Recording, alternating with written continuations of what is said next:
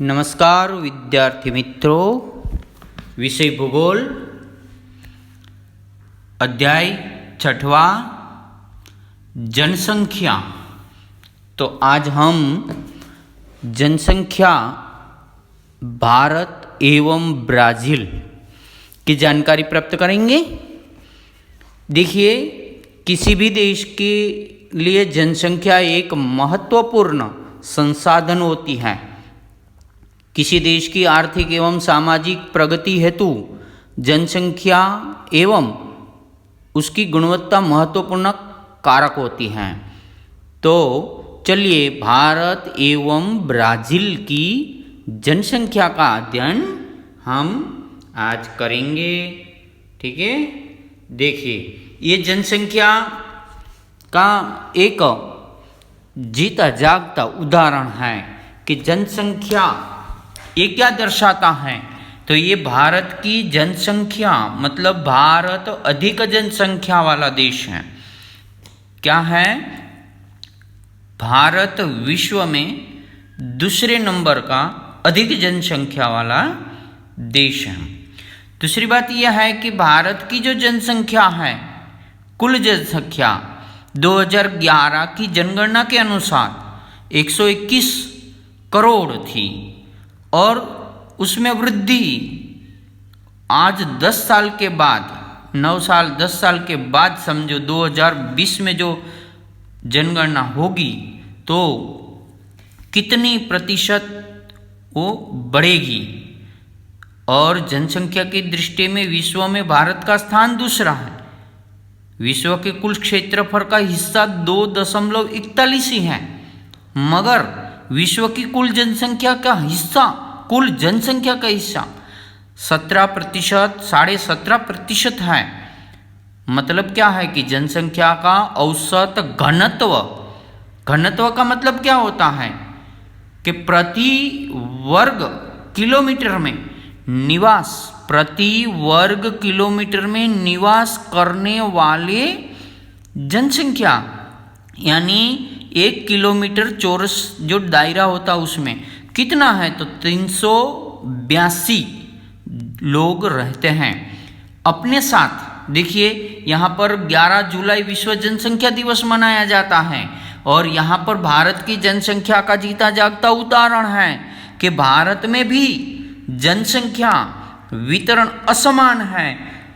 भारत के जो राज्य है, विविध राज्य, 30 राज्य बड़े महत्वपूर्ण, हर एक राज्य में जनसंख्या का अलग अलग वितरण है, किसी में अधिक है, किसी में कम है। तो ये जनसंख्या का एक घनत्व, जनसंख्या का क्षेत्रफल के अनुसार और राज्य के अनुसार दर्शाया गया है। देखिए विश्व जनसंख्या दिवस 11 जुलाई, और एक बात महत्वपूर्ण है कि किसी भी देश की आर्थिक एवं सामाजिक प्रगति हेतु जनसंख्या एवं उसकी गुणवत्ता महत्वपूर्ण कारक होती है। देखो यहाँ एक शब्द गुणवत्ता महत्वपूर्ण है। अधिक जनसंख्या रही और अच्छी कार्यशील अथवा तो कार्यक्षम बुद्धिमत्ता वाली नहीं रही तो देश में प्रगति कम होती है। अशिक्षित अगर जनसंख्या रही तो देश की प्रगति अथवा तो विकास, वृद्धि नहीं होती। दूसरी बात यह है कि प्राकृतिक संरचना, जलवायु एवं सुविधाओं की उपलब्धता के परिणाम जनसंख्या वितरण पर होता है। कौन से?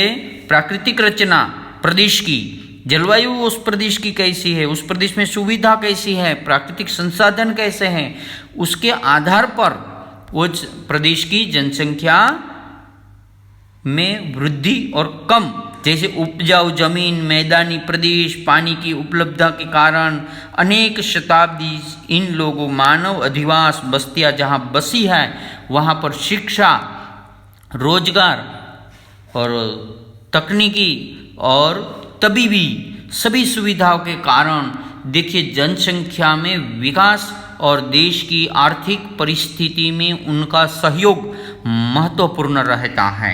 इसीलिए यहाँ पर जनसंख्या एक संसाधन के रूप में मानना चाहिए कि न कि देश का बोझ बढ़ाने वाली जनसंख्या कोई स्थान नहीं है। हर एक जनसंख्या, हर एक व्यक्ति को देश के लिए सोचना चाहिए और देश की प्रगति में अपना योगदान और हिस्सा देखना चाहिए। देखिए, जनसंख्या वृद्धि दिखाई देते हैं आपको कि यहाँ पर वृद्धि कम है, धीरे धीरे धीरे वृद्धि की तरफ जा रही।